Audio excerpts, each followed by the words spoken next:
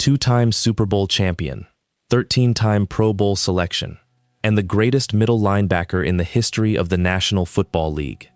And that same man, sitting in federal court charged with double homicide, personally testifying against his two childhood friends. Everyone knows what Ray Lewis did, but nobody has ever told you exactly why, or exactly how, and even more painful, the betrayal of his two childhood friends. Today you will learn why the fight broke out that left two men stabbed to death. You will learn how Ray Lewis testified under oath against his two childhood friends, and even harder to believe, you will learn how Ray Lewis is currently living in a $10 million mansion in Miami, Florida, while the murders remain officially unsolved after 26 long years. But first, you need to understand how Ray Lewis got there. How a poor kid born in Bartow, Florida, became the greatest middle linebacker in NFL history and the only American player ever charged with double homicide to win the Super Bowl MVP award exactly 12 months after the night of the crime. Bartow, Florida, May 15, 1975. Raymond Anthony Jackson is born. Single mother, Sunseria Smith Jackson, just 16 years old on the day her son came into the world. Biological father absent. Elbert Ray Jackson, present only during the first months of the baby's life, and then gone forever. A poor family, the oldest of 5 siblings. Bartow, Florida, an agricultural town in the center of the state, less than an hour from Tampa Bay. Remember that absent father. We'll come back to it, because at 10 years old, the future linebacker asked his mother Sunseria why he carried the last name Jackson, and Sunseria explained to the boy that Jackson was the biological father's last name, that she had never been married to Elbert, and that her own last name, the last name of the maternal family, was Lewis. Raymond Anthony Jackson decided to change his last name to Lewis just 3 years later, as a way to honor his single mother from Bartow, Florida, and as a way to reject the absent biological father. And that's how the most famous linebacker in the history of the Baltimore Ravens was born, Raymond Anthony Lewis Jr. Kathleen High School, Lakeland, Florida. Michael Vick was throwing touchdowns in Virginia. Peyton Manning was leaving Tennessee. And Raymond Anthony Lewis Jr., a middle linebacker from Kathleen High School, was racking up 168 tackles in his senior season at that public high school in Lakeland, Florida.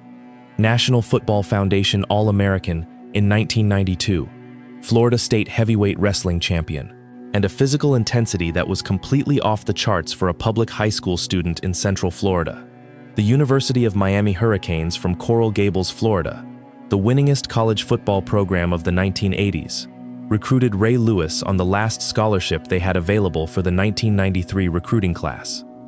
The very last scholarship on the entire Miami Hurricanes roster. Remember that last scholarship? We'll come back to it. Miami Hurricanes, Coral Gables, Florida, 1993 to 1995. Ray Lewis was a starter from day one, playing alongside future American legends like Warren Sapp, Michael Irvin, and Ray Buchanan.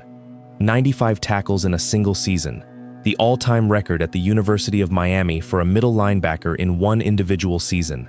First-team All-American Big East Conference in 1995. Jack Harding MVP of the Miami Hurricanes in 1995. And at 20 years old, Ray Lewis declared himself eligible for the 1996 NFL Draft. April 16, 1996. New York. The 1996 NFL Draft. The Baltimore Ravens, a brand new expansion team formed just 4 months earlier when the old Cleveland Browns franchise officially relocated to Baltimore, Maryland, selected Ray Lewis with the 26th overall pick of the 1996 NFL Draft. 20 years old. And the beginning of the professional career of the most dominant linebacker in the modern history of the National Football League. Baltimore, Maryland, 1996 season.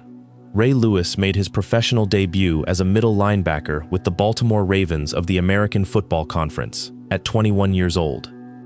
And over the following years of his professional career, Ray Lewis redefined the middle linebacker position in the National Football League. Rookie season, 110 solo tackles, team leader for the Baltimore Ravens. 1997 season, first Pro Bowl of his professional career, and the first solo tackles leader in all of the National Football League with 184 individual tackles. 1998 season, second Pro Bowl. 1999 season, third Pro Bowl, and the tackles leader for the entire National Football League with 168 total tackles.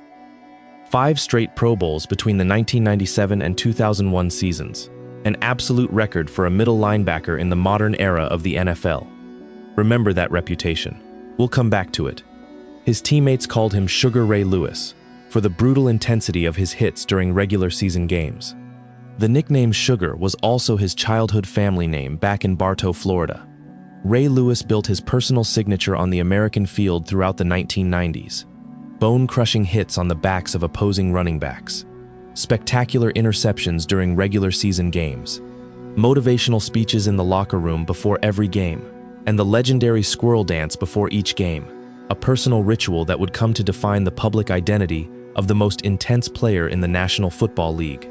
Remember that squirrel dance. We'll come back to it. A historic professional contract.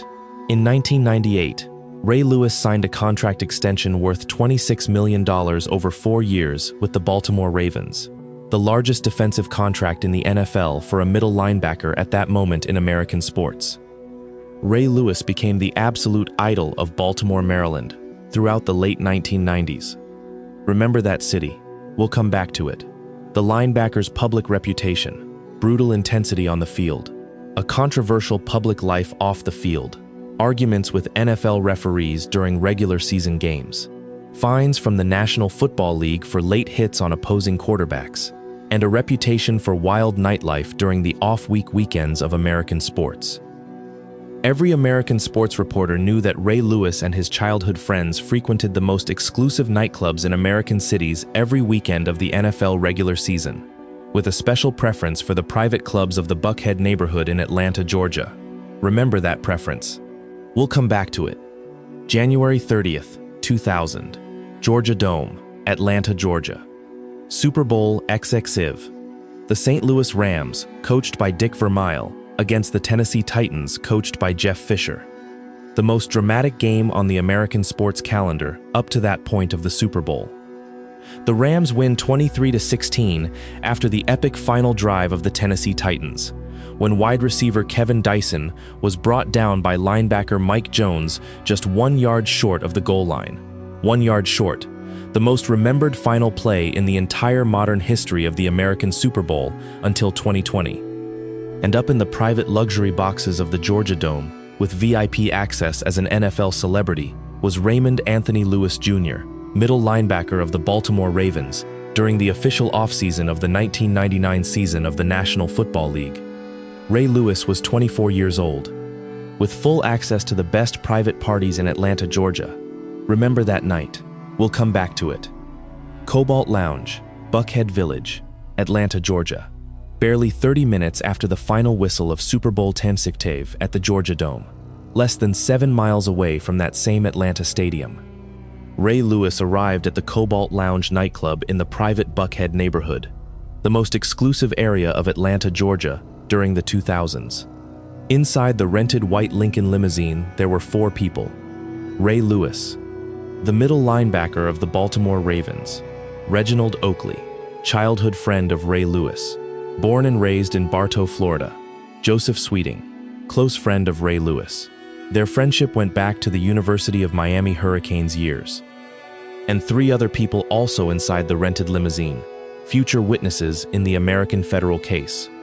Remember those names. We'll come back to them. Ray Lewis was wearing a formal white suit that early morning of January 31st, 2000. A full white suit. An official mink coat valued at approximately $250,000, gold chains around his neck, and white formal shoes. The outfit of an American National Football League celebrity in the Atlanta, Georgia scene of the 2000s. Remember that white suit. We'll come back to it. Even more terrifying, you will learn exactly why the fight broke out that left 2 men stabbed to death outside the Cobalt Lounge in Buckhead, Atlanta, in the early morning of January 31st, 2000. Barely 3 hours after Super Bowl XXXIV between the Tennessee Titans and the St. Louis Rams. You will learn what Richard Lollar, a 24-year-old barber from Akron, Ohio, yelled at Ray Lewis and his childhood friends as the white Lincoln limousine was pulling away. "Fuck the niggas. This is OHIO.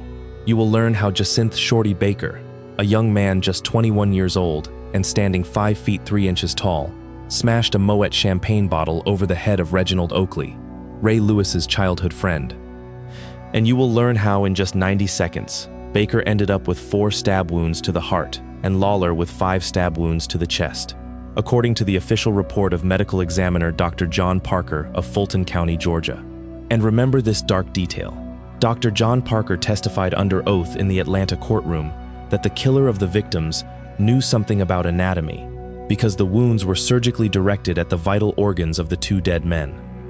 And inside the white Lincoln limousine, fleeing the scene at over 60 miles per hour from the Buckhead neighborhood toward Ray Lewis's private hotel in downtown Atlanta, the middle linebacker of the Baltimore Ravens personally ordered the 6 passengers in the vehicle to keep absolute silence about what they had just witnessed. And inside that white Lincoln limousine, according to the later sworn testimony of professional chauffeur Dwayne Fassett in the Atlanta courtroom, 2 things remained that were going to shape the rest of the police investigation of Fulton County, Georgia. Fresh blood from the victims, Jacinth Baker and Richard Lollar, inside the back carpets of the rented Lincoln limousine. And one single thing disappeared during that same night of January 31st, 2000, from the private Buckhead neighborhood of Atlanta. Remember that missing thing? We'll come back to it. Marriott Marquis Hotel, downtown Atlanta, Georgia, 4 in the morning on January 31st, 2000. Ray Lewis and the 6 passengers of the white Lincoln limousine arrived at the private hotel in downtown Atlanta barely 30 minutes after the fight outside the Cobalt Lounge in Buckhead. And one single thing had vanished during the 7-mile drive to the Marriott Marquis Hotel. The formal white suit, the mink coat valued at $250,000, the gold chains around his neck, and the white formal shoes. Ray Lewis walked into the Marriott Marquis elevator wearing only casual athletic clothing. No one has seen that white formal suit again since the early morning of January 31st, 2000, in the entire modern history of the American justice system. Remember that disappearance. We'll come back to it. January 31st, 2000. Monday morning. Buckhead neighborhood, Atlanta, Georgia. Atlanta police officers arrived at the scene of the double homicide outside the Cobalt Lounge barely 8 minutes after the first emergency call to 911. Jacinth Baker, the young man just 21 years old and 5 feet 3 inches tall, was found face down on East Paces Ferry Road in Buckhead in a massive pool of fresh blood, pronounced dead at the scene. Fatal wound, a stab to the heart that pierced the left ventricle. Richard Lollar, the 24-year-old barber from Akron, Ohio, was found less than 20 feet away from his friend Baker's body, still barely breathing when the paramedics arrived. Rushed by ambulance to Piedmont Hospital in Atlanta, pronounced dead during the 15-minute ride to the hospital. 2 men dead outside a nightclub in the most expensive neighborhood in Atlanta. Remember that hospital. We'll come back to it. The 2 dead men had traveled to Atlanta from Akron, Ohio, with a group of close friends, specifically to celebrate Super Bowl XXXIV at the Georgia Dome. Richard Lollar was a successful barber from Akron, Ohio. He was engaged to his fiancée Kelly Smith, and Kelly Smith was 8 months pregnant with the couple's first child on the night of the double homicide in Atlanta. Remember that baby. We'll come back to it. Because exactly 1 month after the murder of the father Richard Lollar in Atlanta, Georgia, his daughter India Lollar was born in a private hospital in Akron, Ohio, a little girl who would never meet her biological father Richard Lollar from Ohio. Jacinth "Shorty" Baker had been Richard Lollar's best childhood friend from their high school years back in Akron, Ohio. The 2 dead men were natives of southern Ohio. The 2 dead men would never make it home to Akron. February 2nd, 2000. Atlanta Police Department, Georgia. Atlanta police quickly identified the 3 main suspects in the double homicide from the Buckhead neighborhood. Ray Lewis, middle linebacker of the Baltimore Ravens of the American Football Conference, present at the scene of the crime. Blood from the victims found inside the white Lincoln limousine rented by Ray Lewis. Reginald Oakley, Ray Lewis's childhood friend from Bartow, Florida, present at the scene of the crime. Joseph Sweeting, Ray Lewis's friend from his years at the University of Miami Hurricanes, present at the scene of the crime. All 3 men were formally arrested by Atlanta police on February 1st, 2000, barely one day after the double homicide outside the Cobalt Lounge in Buckhead. Remember that arrest. We'll come back to it. February 11th, 2000. Fulton County Courthouse, Atlanta, Georgia. The Fulton County Grand Jury officially indicted Ray Lewis, Reginald Oakley, and Joseph Sweeting. 2 counts of aggravated homicide under Georgia state law, along with additional charges of aggravated assault under the same American state. They were facing life in prison or the death penalty in the state of Georgia, the American state with the highest number of executions per year during the late 1990s and early 2000s. The district attorney of Fulton County, Georgia, Paul Howard, publicly declared to the American sports media, these were brutal and deliberate murders. And the mayor of Atlanta, Bill Campbell, present during the press conference of February 11, 2000, spoke the line that would define the rest of the most famous court case in the modern history of the NFL. We will not allow wealth or fame or celebrity to pervert justice in the state of Georgia. Remember that promise. We'll come back to it. Ray Lewis was held without bail until February 24, 2000, a full 24 days locked inside a Fulton County jail cell in Georgia. 24 years old, middle linebacker of the Baltimore Ravens. 5-time consecutive Pro Bowl selection, a $26 million contract with the Baltimore Ravens, and locked inside a state jail cell in Fulton County on charges of aggravated double homicide in the state of Georgia. Remember those 24 days. We'll come back to it.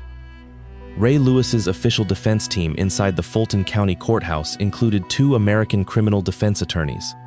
Don Samuel, the most famous defense attorney in Atlanta, Georgia throughout the 1990s, a specialist in Georgia state homicide cases. Max Richardson Jr., Ray Lewis's personal defense attorney since 1996, when the linebacker had signed his professional contract with the Baltimore Ravens.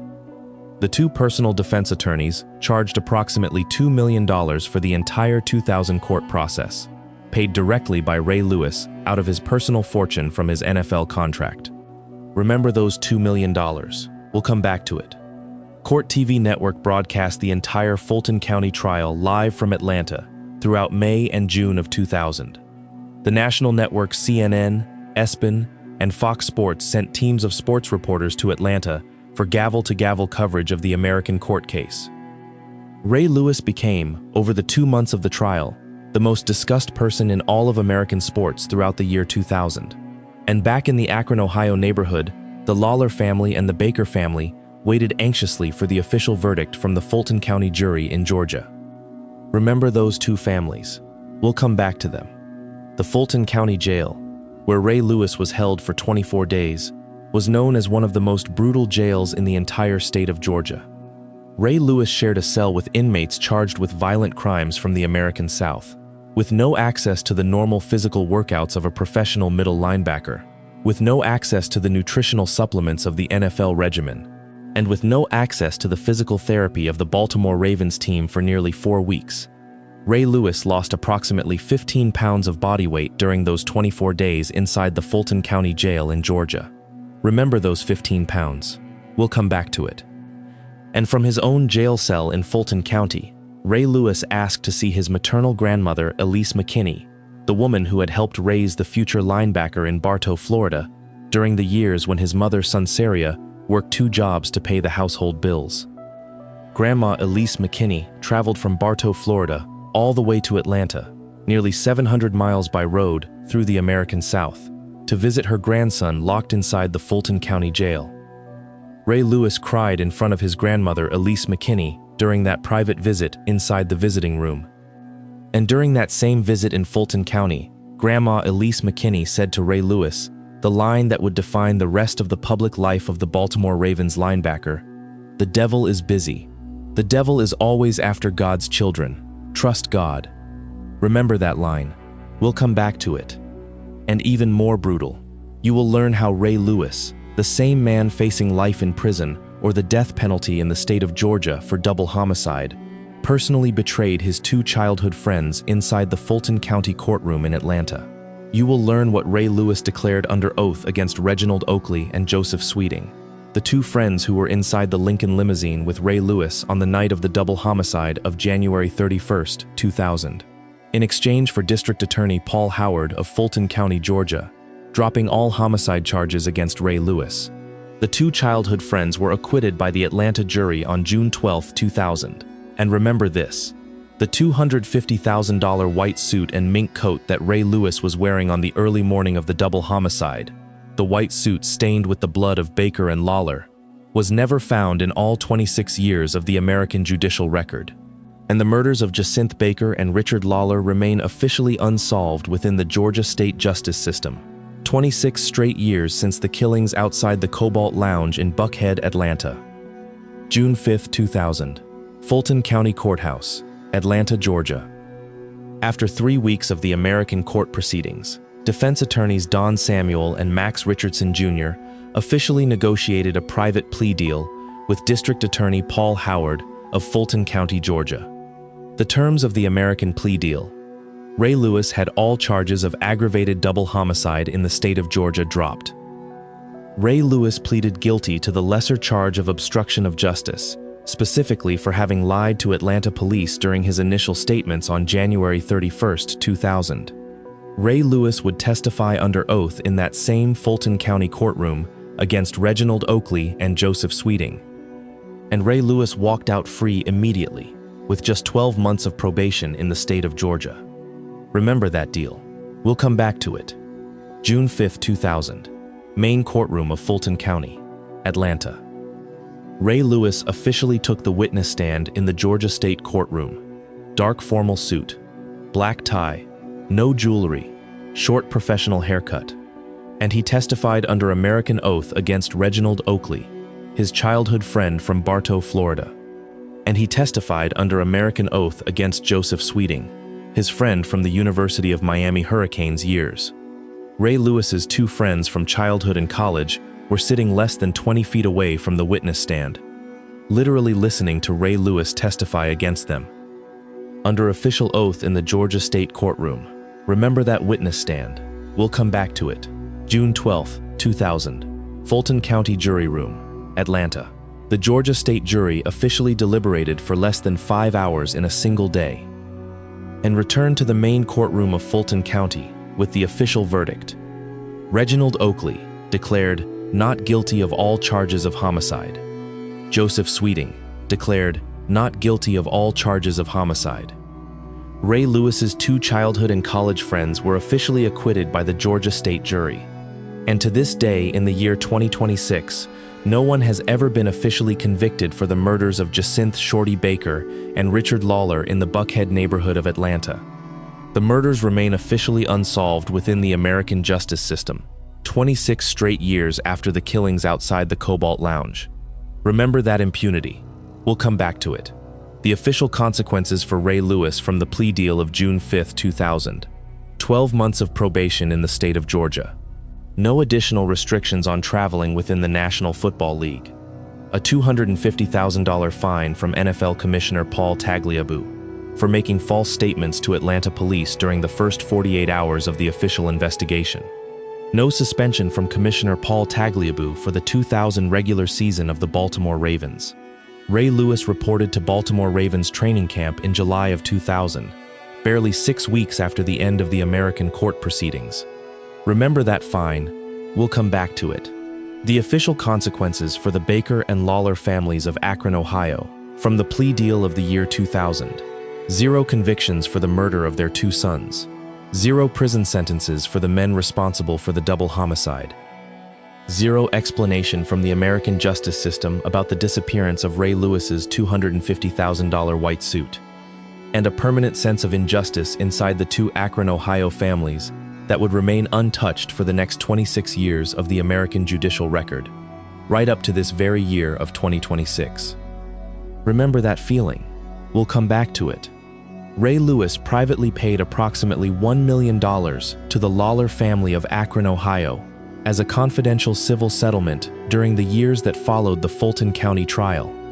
The civil settlement of 2004 was negotiated directly between Ray Lewis's defense attorneys and the Lollar family's civil attorneys, with no public admission of guilt on the part of the Baltimore Ravens linebacker.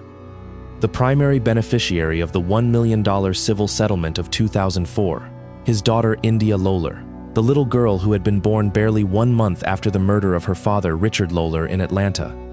And Ray Lewis additionally paid an officially confidential amount of money to the Baker family of Akron, Ohio, as a separate civil settlement with no admission of American guilt. Remember those settlements. We'll come back to them. July of 2000, Baltimore Ravens headquarters, Owings Mills, Maryland. Barely 6 weeks after the end of the Fulton County trial in Georgia, Ray Lewis reported to Baltimore Ravens training camp to prepare for the 2000 regular season of the National Football League. No criminal conviction, no pending prison sentence, no restrictions on playing professionally in American sports. Just the 12 months of probation in the state of Georgia and the $250,000 fine from NFL Commissioner Paul Tagliabue. Ray Lewis was 25 years old and carrying a deep rage against the entire world. And that deep rage would transform, over the next 5 months, into the greatest defensive season in the modern history of the National Football League. Remember that rage. We'll come back to it. 2000 regular season, Baltimore Ravens. American Football Conference. Ray Lewis led the Baltimore Ravens through the most dominant regular season in the defensive history of the NFL.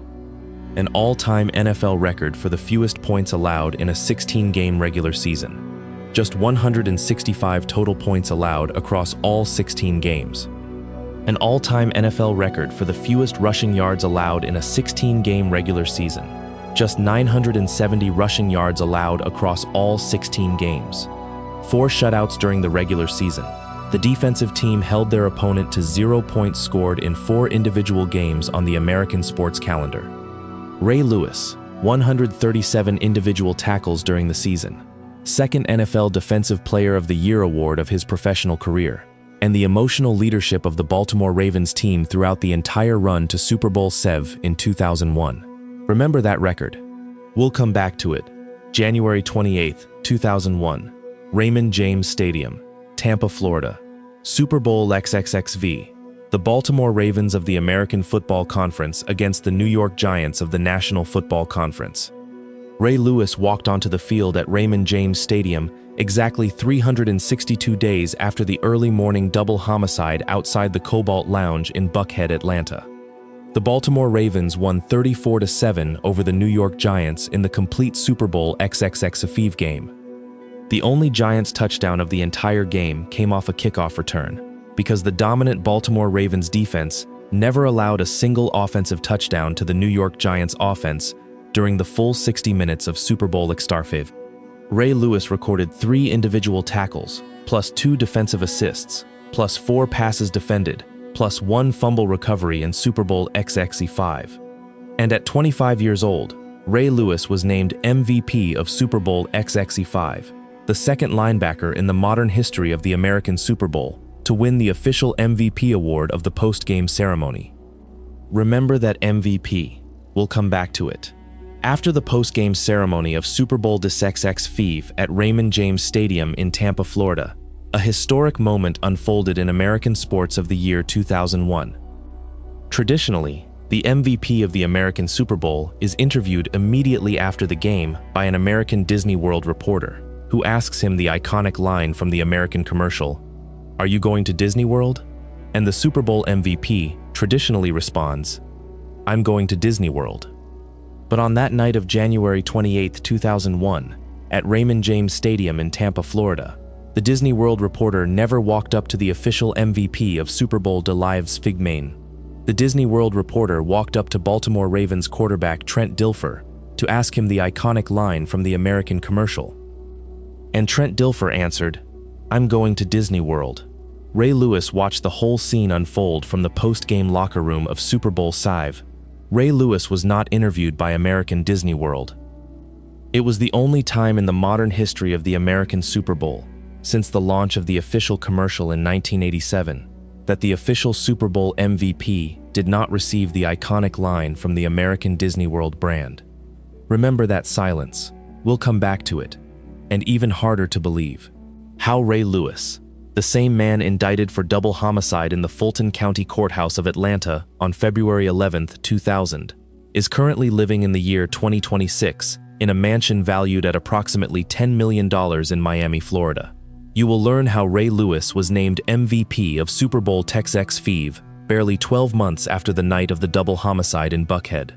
Ravens 34, Giants 7, and how the Disney World reporter never walked up to Ray Lewis in the Super Bowl XXXV locker room.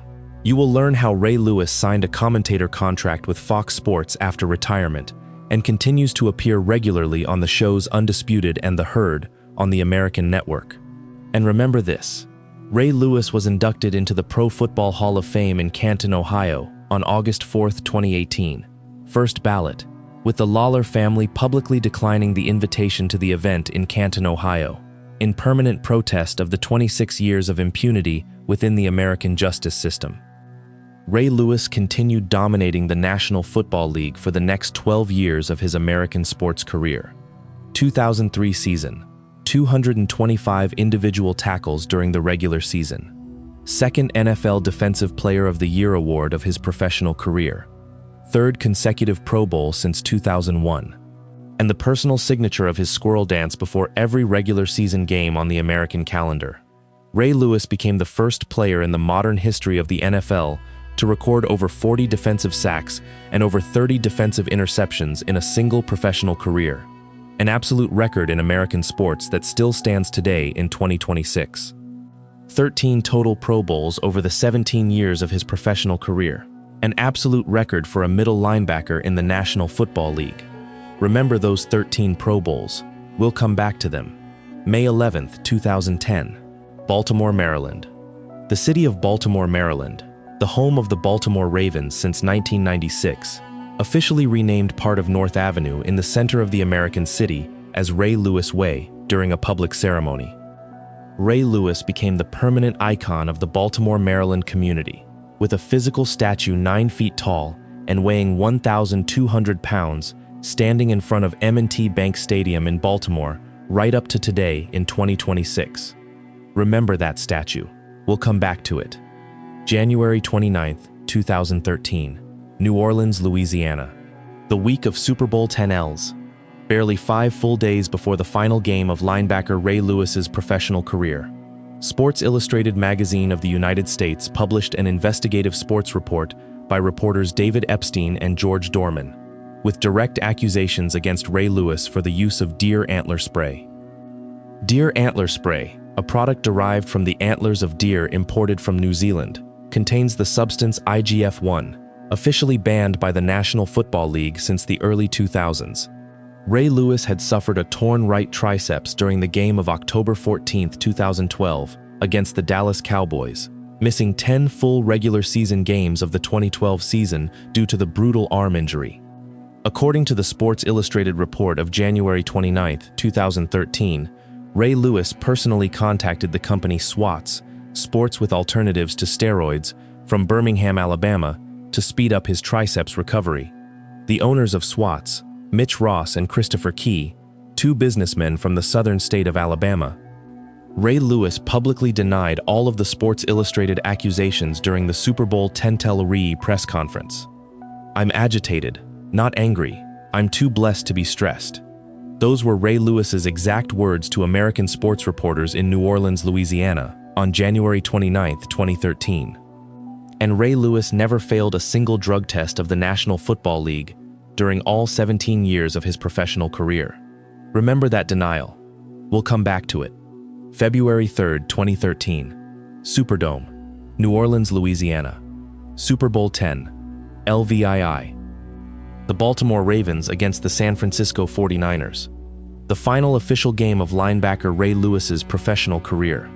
The Baltimore Ravens won 34-31 over the San Francisco 49ers in the complete Super Bowl X LVI game.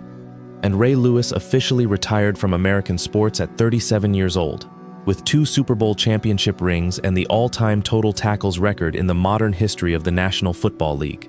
Remember that retirement. We'll come back to it. February 3, 2018, exactly 5 years after the final game of Ray Lewis's professional career.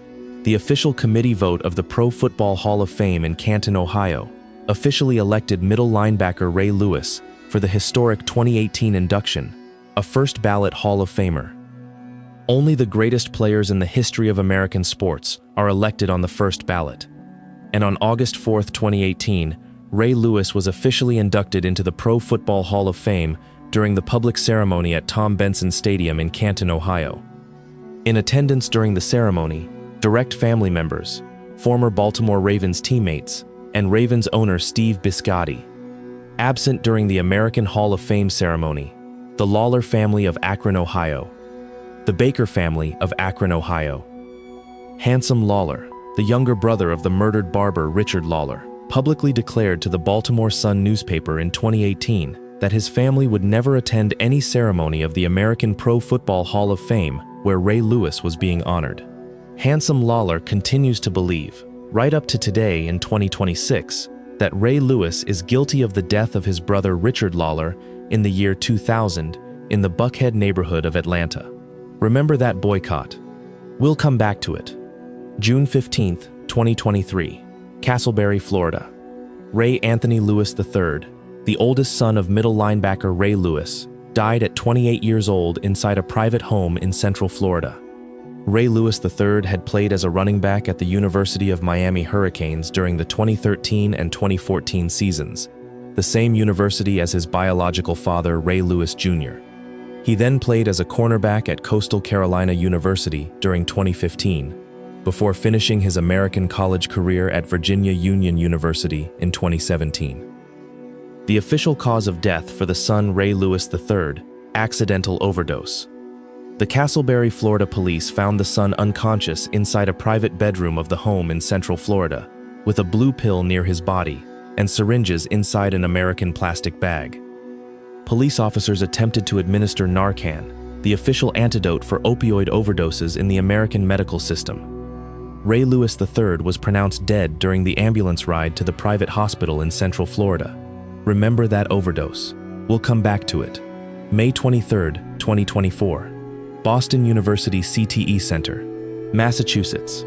The Boston University CTE Center publicly announced the results of the posthumous brain tissue analysis of the son Ray Lewis III.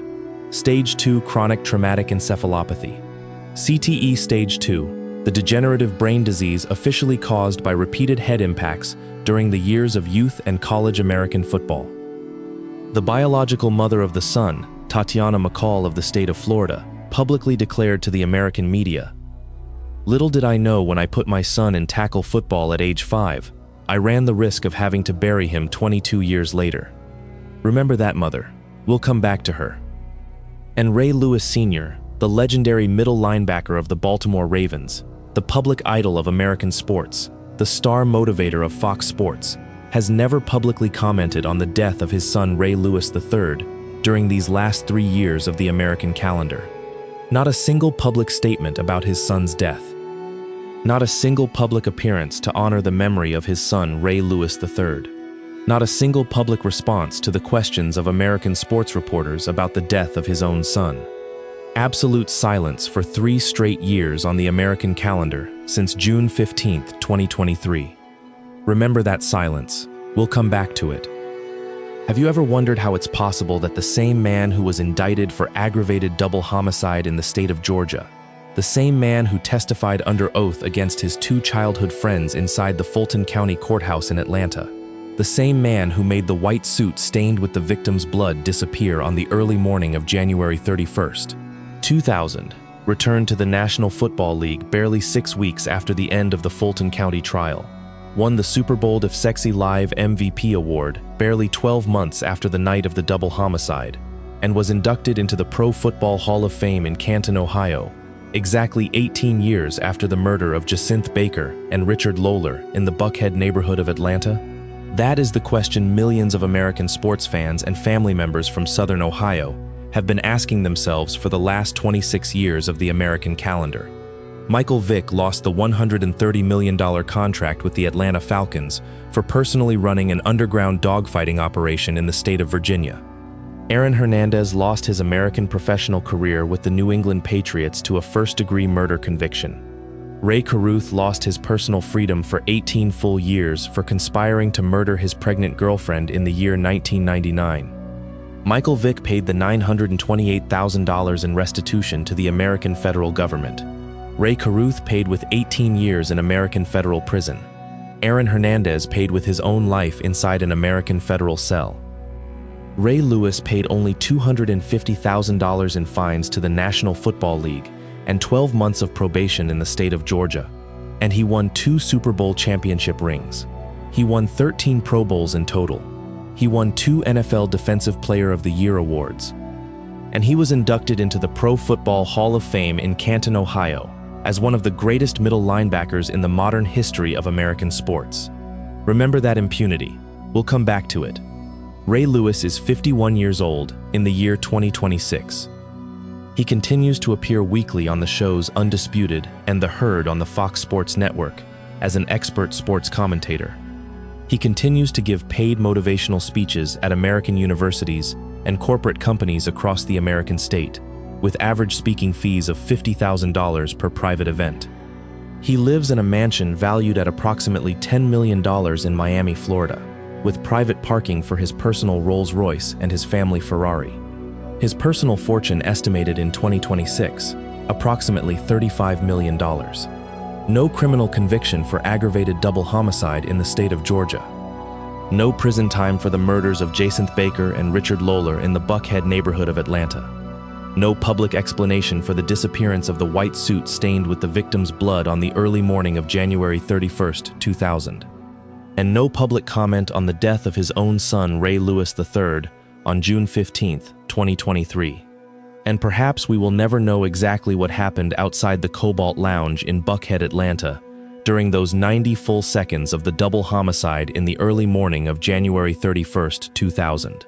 Perhaps the white suit stained with the blood of Jacinth Baker and Richard Lollar will never resurface, and perhaps the American justice system will never officially convict anyone responsible for the double homicide of the 2 young men from Akron, Ohio. But while Ray Lewis signs paid autographs at American sports conventions of the year 2026 in Miami, Florida, the Lollar and Baker families of Akron, Ohio, are still asking themselves the same question from the year 2000, back in the original neighborhood of Southern Ohio. Who stabbed Jacinth Baker and Richard Lollar in the Buckhead neighborhood of Atlanta during the early morning of January 31, 2000? And why the $250,000 white suit that Ray Lewis was wearing on the night of the double homicide was never found during the last 26 years of the American justice system. If this story moved something inside you, subscribe to the Fallen Stars channel right now. And leave us a comment telling us whether you believe Ray Lewis deserves permanent induction into the Pro Football Hall of Fame in Canton, Ohio, for his defensive records in the modern history of the NFL. Or whether you believe the double homicide scandal of the year 2000 in the Buckhead neighborhood of Atlanta should disqualify him forever from the highest historic honor of the National Football League. See you in the next video. And if you or someone close to you has been a victim of physical violence or has lost a loved one to gun violence, call the National Center for Victims of Crime, Victim Connect, free of charge at 1-855-484-2846. If you or someone close to you is going through an emotional crisis or having suicidal thoughts, call the 988 Suicide and Crisis Lifeline free of charge.